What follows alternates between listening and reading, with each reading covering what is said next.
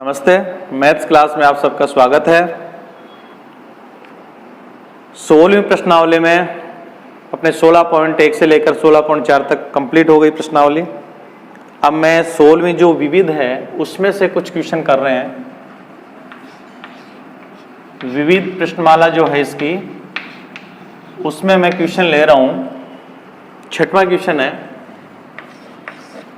6वें question में है एक ठोस धातु के अर्धगोले का व्यास। देखो इसमें अर्धगोले के साथ ठोस लिखा हुआ है, यानी ये अर्धगोला कैसा है? ठोस है। इसका व्यास दिया हुआ है और व्यास है इसका 42 सेंटीमीटर। तो जैसे ही व्यास दिया हुआ होता है तुरंत हम उसकी त्रिज्या निकाल लेते हैं। त्रिज्या उसकी आधी होगी 21 सेंटीमीटर। आगे इसमें यह कह रहा है इसके संपूर्ण पृष्ठ पर 20 रुपए प्रति वर्ग सेमी की दर से पॉलिश कराने का खर्चा। संपूर्ण पृष्ठ पर पॉलिश करवाने का खर्चा, और खर्चा जो है उसकी दर दे रखी है आपको 20 पैसे प्रति वर्ग सेमी। सारी बातें इसी में छुपी हुई है। देखिए 20 पैसे प्रति का मतलब एक, वर्ग का मतलब हो गया क्षेत्रफल, और सेमी यानी सारी राशि सेंटीमीटर में होनी चाहिए। तो ये सेंटीमीटर में है। क्लियर है? वर्ग दिया है, क्षेत्रफल ज्ञात करेंगे, घन दे देते, आयतन कर लेते। अर्धगोला ठोस है तो इसका फार्मूला आपको याद रखना है। ठोस अर्धगोले का पृष्ठीय क्षेत्रफल, और अर्धगोले का पृष्ठीय क्षेत्रफल होता है 3 पाई आर स्क्वायर। यदि आपने यहां 2 पाई आर स्क्वायर लिख दिया तो गलत हो जाएगा। तो अपन यहां पर मान रख देते हैं 3 गुणा पाई का मान 22/7 गुणा आर का मान 21 है, स्क्वायर है तो 2 बार गुणा कर देते हैं। 7 से 21 3 बार कटेगा तो यह आएगा 66 × 63। अब 63 को अपन 66 से गुणा कर देते हैं। 36 18, 6 6 36, 1 37, यही संख्या फिर आएगी तो ये होगा 8, 8 7 15, ये 8 और 3 11, और ये 4। तो अपने पास ये संख्या आएगी 4158 वर्ग सेमी।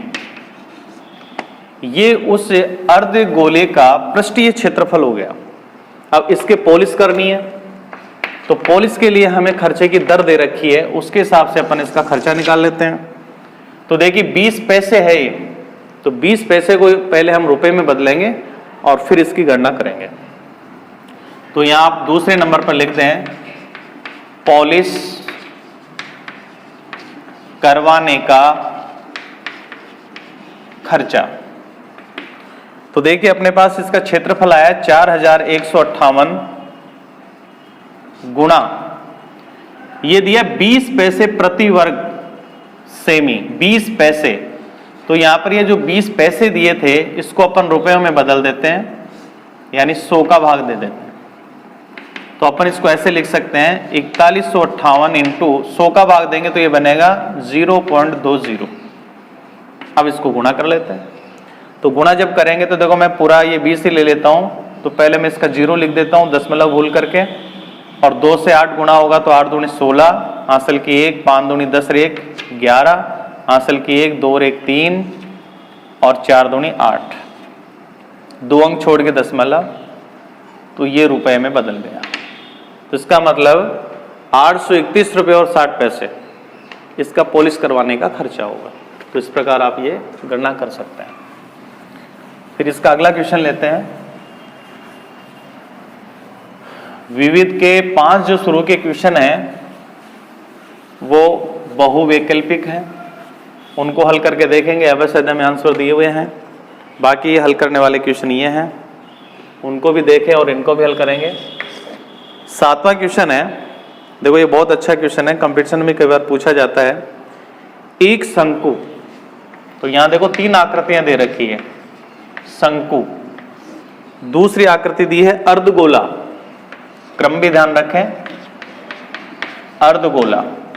और तीसरी आकृति है इसमें बेलन। और इनके लिए लिखा है कि ये एक ही आधार व ऊंचाई पर बने हैं। ये तीनों के तीनों एक ही आधार व ऊंचाई पर बने हैं। तो इससे यह स्पष्ट होता है कि एक ही आधार में होगा, वृत्तीय पृष्ठ होता है आधार। इसका मतलब यह हुआ कि इनका आधार, तीनों का आधार एक ही। पेंदा जो है या फर्श है या ये कह सकते हैं उसका जो आधार है, तल है, तीनों का एक ही है। शंकु का भी तल वही है, अर्धगोले का भी वही तल है और बेलन का भी वही तल है। और ऊंचाई भी समान है। तो ध्यान देना, अर्धगोले में जो त्रिज्या होगी, त्रिज्या ही इसमें ऊंचाई होती है। केवल अर्धगोले में त्रिज्या ही होती है और कुछ नहीं होती है। तो देखो, अर्धगोले में काम आएगी त्रिज्या। शंकु के अंदर अगर आयतन देखते हैं तो शंकु में ऊंचाई भी आती है, त्रिज्या भी आती है। तो इसका मतलब क्या होगा कि एक ही आधार, एक ही ऊंचाई होगी। इसका मतलब यह होगा कि इसकी जो त्रिज्या होगी वो इसकी ऊंचाई के बराबर होगी। और बेलन में भी क्या होता है, त्रिज्या और ऊंचाई होती है, ये भी आपस में बराबर होंगे। कहने का मतलब इसकी त्रिज्या और ऊंचाई सबकी बराबर होगी। तो अपन इसमें ये मान करके लिख सकते हैं कि R बराबर H, और बराबर इन सबको मान लेते हैं X, यानी R भी X और H भी X। तो ये समान ऊंचाई हो गई। आधार, इसका जो आधार जो वृत्तीय होगा उसकी त्रिज्या और ऊंचाई ये सब समान है। तो त्रिज्या और ऊंचाई को मैं एक नया नाम दे देता हूं, एक नया मान दे देता हूं, X मान लेते हैं। तो ये आधार और ऊंचाई समान हो जाएगी। इसे लेकर के इसमें क्या पूछा गया है, इनके आयतनों का अनुपात लिखिए। तो यह लिखेंगे आयतनों का अनुपात। आयतनों का देखो अनुपात ज्ञात करेंगे, क्रम से करेंगे। कैसे? पहले शंकु, तो ये होगा देखो शंकु का आयतन अनुपात, फिर होगा अर्धगोला, तो अर्धगोले का आयतन और अनुपात, फिर होगा बेलन, बेलन का आयतन। इस प्रकार से अनुपात निकालना है। तो देखो पहले फार्मूले लिख देते हैं। शंकु का आयतन, शंकु का आयतन होता है 1/3 पाई r स्क्वायर h, अनुपात अर्धगोले का आयतन होता है 2/3 पाई r क्यूब, अनुपात बेलन का आयतन होता है पाई r स्क्वायर h। अब इसमें नियम लगाएंगे कि एक ही आधार व ऊंचाई पर बने हैं। आधार का मतलब त्रिज्या हो गई, ऊंचाई h, ये एक ही है, यानी r और h बराबर है, जिसको हमने x के बराबर लिखा है। तो जहां आपको r और s दिखाई देता है वहां पर x लिख दें।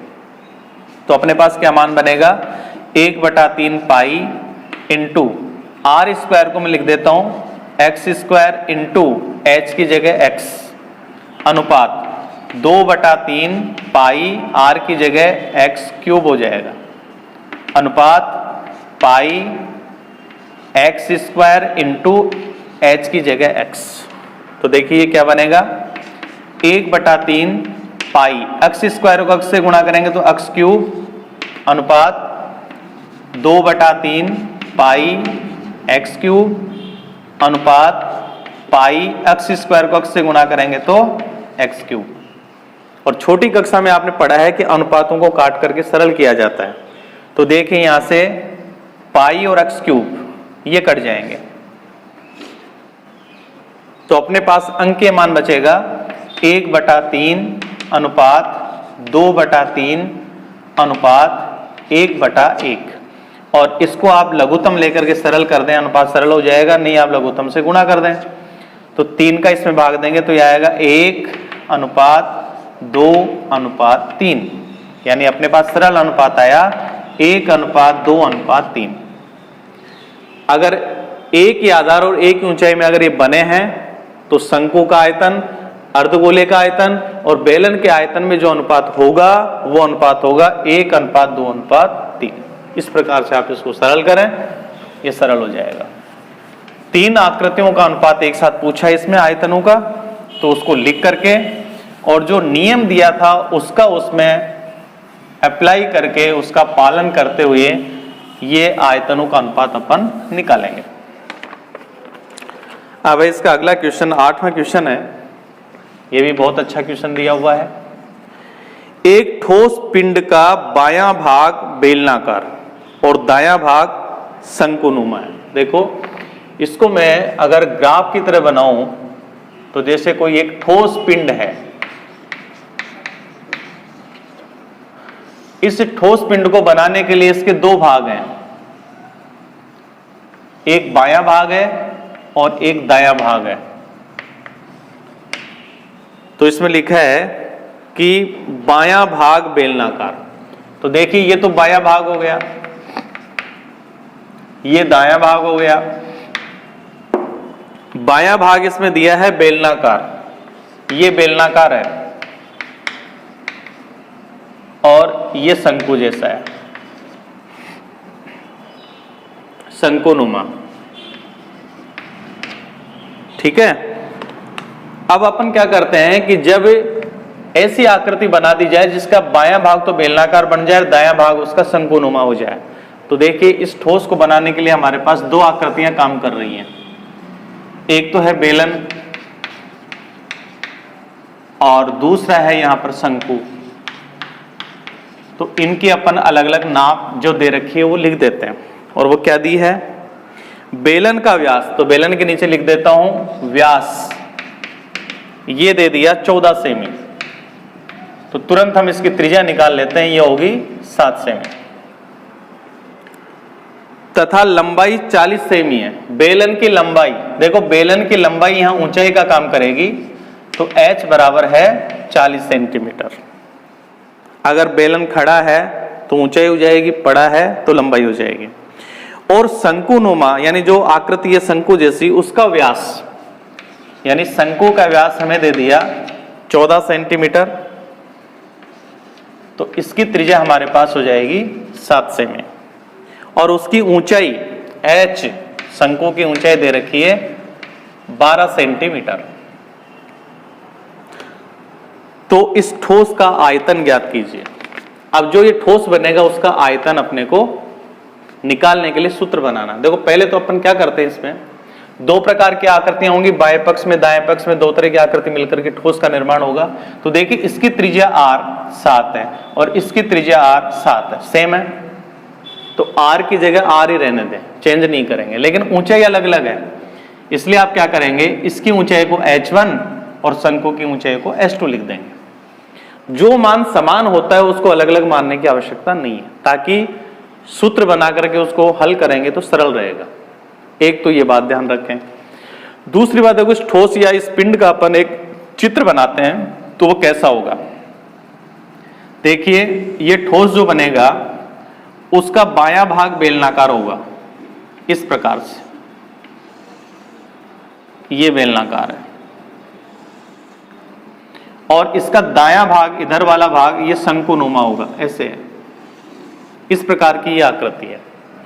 तो देखिए ये बेलनाकार जो वृत्तीय पृष्ठ है, इनके बीच की ये लंबाई या ऊंचाई कहलाएगी। जो बेलन की लंबाई इसमें दी हुई है 40 सेंटीमीटर, ये मैंने माना है h1।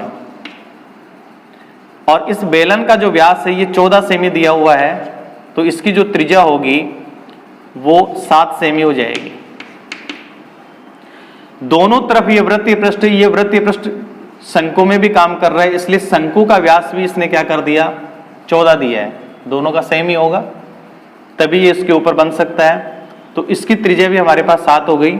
लेकिन इसकी जो ऊंचाई है, ये ऊंचाई हमें यहां से यहां तक दी हुई है, और ये दी हुई थी यहां से यहां तक। इसकी ऊंचाई दे दी 12, जो हमने इसको S2 माना है। ये आकृति है। तो देखिए जैसे ही हम इस आकृति को देखते हैं तो ये 2 आकृतियों से मिलकर के बना है। ये जो भाग इसका, ये तो है बेलन, और ये जो भाग है इसका ये है शंकु। तो आयतन हमेशा आकृति से ही निकलता, आकृति के नाम से।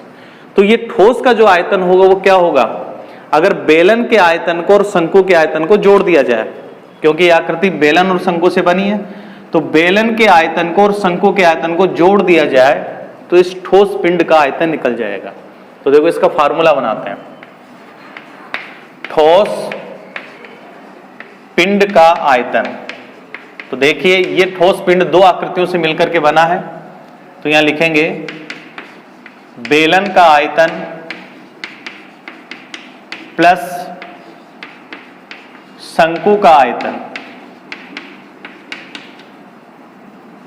अब देखो इसका सूत्र बनाते हैं। बेलन के आयतन का फार्मूला होता है पाई आर स्क्वायर एच, प्लस शंकु का होता है 1/3 पाई आर स्क्वायर एच। देखिए दोनों की त्रिज्याएं सेम है, 7 सेमी 7 सेमी, तो आर तो बदलेगा नहीं, लेकिन ऊंचाई अलग अलग है। तो बेलन की ऊंचाई को हमने h1 लिया है और इसको हमने h2 लिया है। तो देखिए इसमें से कॉमन क्या आ सकता है, पाई आर स्क्वायर कॉमन आ सकता है। तो अपन यहाँ कॉमन लेंगे तो और सरल हो जाता है। ये पाई आर स्क्वायर कॉमन हो गया, तो यहाँ से बच गया h1 प्लस 1/3 h2। अब इसमें मान रख देते हैं, तो पाई का मान रख देते हैं 22/7 इंटू आर। आर दोनों का सेम है, तो 7 स्क्वायर है तो 2 बार गुणा कर देते हैं। बड़ा ब्रैकेट h1 का मान है 40 प्लस 1/3 गुणा h2। h2 का मान 12 है, 3 से 12 4 बार कट जाएगा, यहाँ 7 से 7 कट जाएगा। 22 को 7 से गुणा करेंगे 154 इंटू, देखो ये ब्रैकेट में अपने पास बचेगा 40 प्लस 4, तो ये होगा 154 गुणा 44। 154 को 44 से गुणा कर दें